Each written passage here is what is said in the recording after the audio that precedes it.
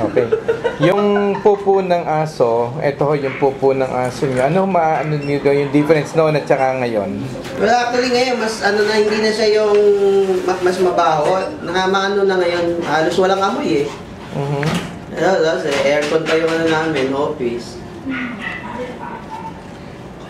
Yan.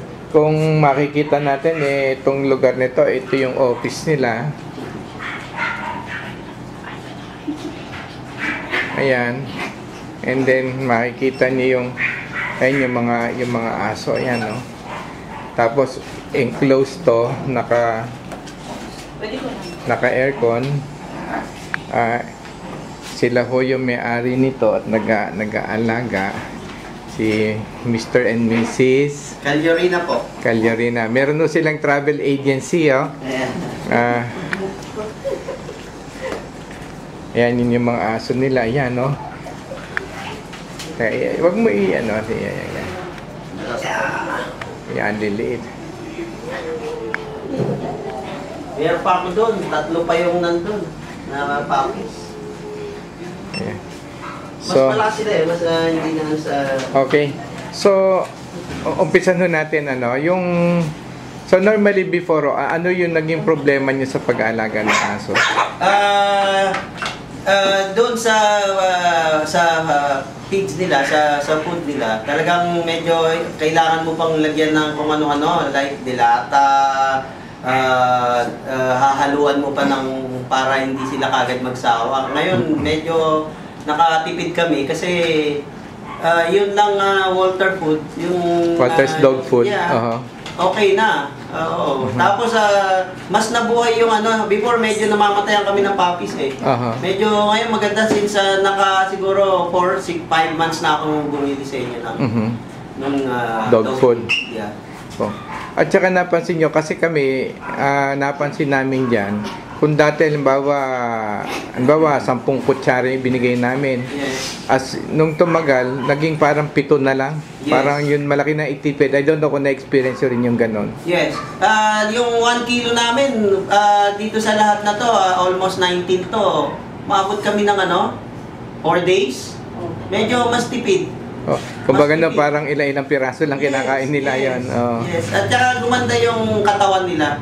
Mas naging heavy sila. Naging heavy. Ayan. Kayo mga question nyo ba? Sige. Kamusta po yung odor ng waste? Yun, na-less. Talagang, tsaka yung ihi nila, hindi na ganun kapanghe. Na yung baho talagang hindi. Maralaman mong maraming aso. Pagpasok mo pa lang ng bahay, baho, panghe. Before yung dog food na binibili namin sa mga groceries, wala eh. Talagang haluan mo pa na kung ano-ano para malasa. Ngayon, hindi walang halo yung namin. Unless meron sila talagang nararamdaman na sakit, medyo mahina sila kumain. Pero kumakain pa rin. Mabilis din gumaling. Pero ngayon, naka Walter's dog food na sila, yung WDF. Ano na pa siya, madalas ba sila magkasakit o mas tumibay? Because of the summer lang din, kaya medyo kalbo sila. Siguro sa init lang din. Although talagang malakas, mataba sila eh. Heavy yung nila eh. Yung pagkakasakit siguro yung konti sipon lang dahil sa init. Ayun, parang sa... yung normally kasi, di ba yung aso, pag hindi napapaligo, nangangamoy yan, Yes. Ito once, before, 3 times a week. Ngayon, once a week na lang kami. Once a week. Hindi siya mabaho eh. Napansin nyo? Na Shih Tzu, naglalaway siya, yung mukha niya ang mabaho. Ngayon, hindi eh. So, yung bahon sinasabi namin niya, amoy ng dumi, ihi, singaw ng katawan, laway. Talagang nawala ho ba? Nawala, oo.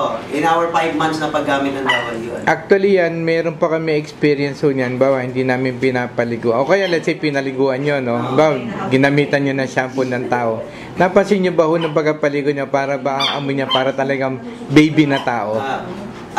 Iba na, hindi talaga amoy aso eh. Iba yung amoy aso talaga eh. Talagang yung iba niyan kasi, syempre yung mga anak may favoritism sila eh. Katabi nila matulog. So wala talagang amoy. Wala amoy. Kahit doon sa mga bedsheets. Talagang hindi na lesson eh. Parang nawala talaga eh. Actually, kaya ko lang naitanong sa inyo ang gawa nung may aso ako doon. Actually, yung akin, yung native natin. Opo. Ayun. Nung pinaliguan ko, napansin ko, Yun nga, yung iba yung amoy niya. Iba na. Oo. Para ba yung tao na pinaliguan nyo o yung batang gusto nyo laging yayapusin? Eh, natatakot na ako, baka kagatin ako, kaya hindi ko siya niyapos eh. Ayun na. Pagdating naman po doon sa pakain, gano'n po karami yung pag-serve nyo ng Walter's Dog Food?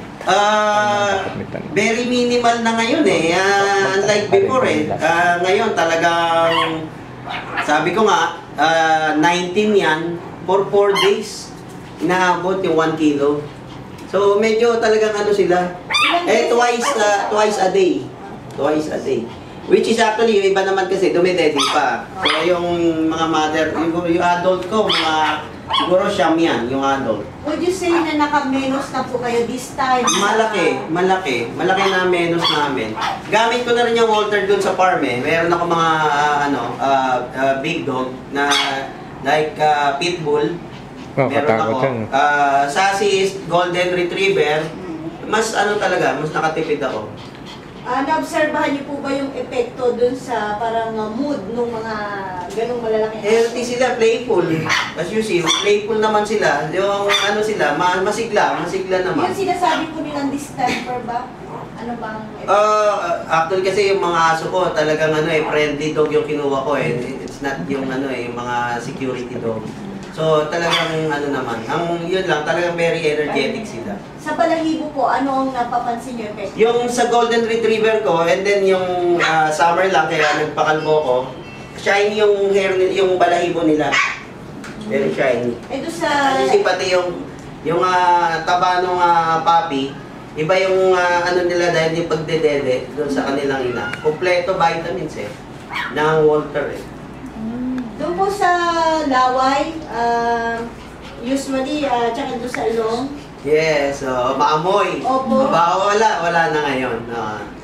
Nawala, hindi siya nalesen, nawala siya talaga. Doon naman po sa mga parasites, and of course yung mga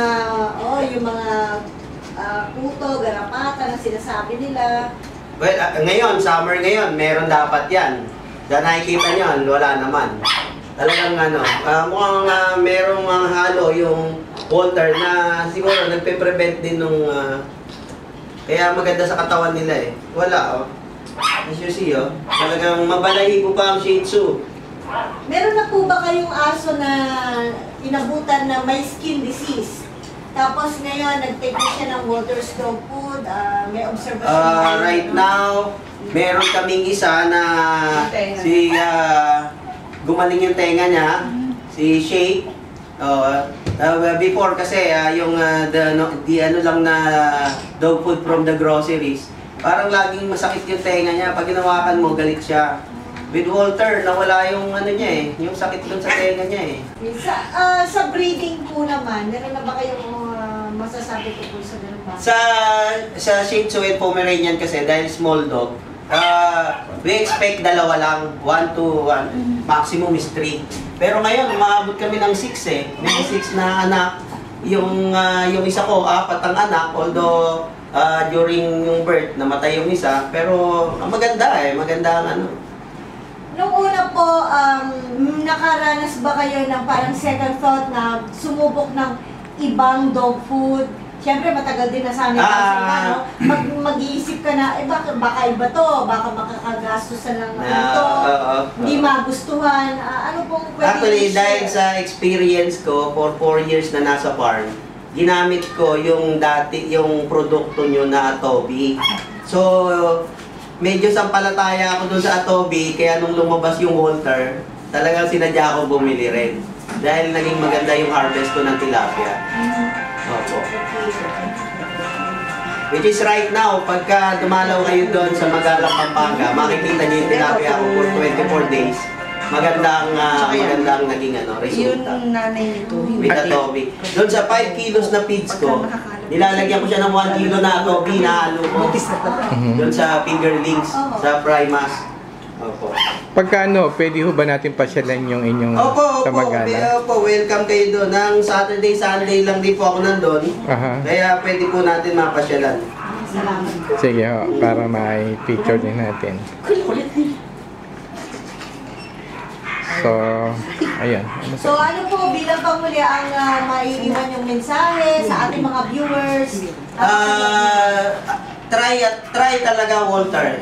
Talagang hindi ka magsisisi na maganda kasi ang epekto sa alaga ko. Try like Atobi na tested sa baboy, native pigs, may baka ko, sinasama ko siya sa inumin. Hindi sila sakit. Hindi sila sakit. So would you recommend Boulder Stock Food para sa ating mga dog lovers?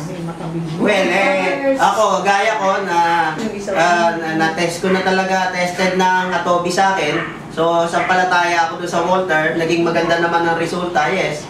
I suggest talaga, Walter Dog Food. Maraming salamat po.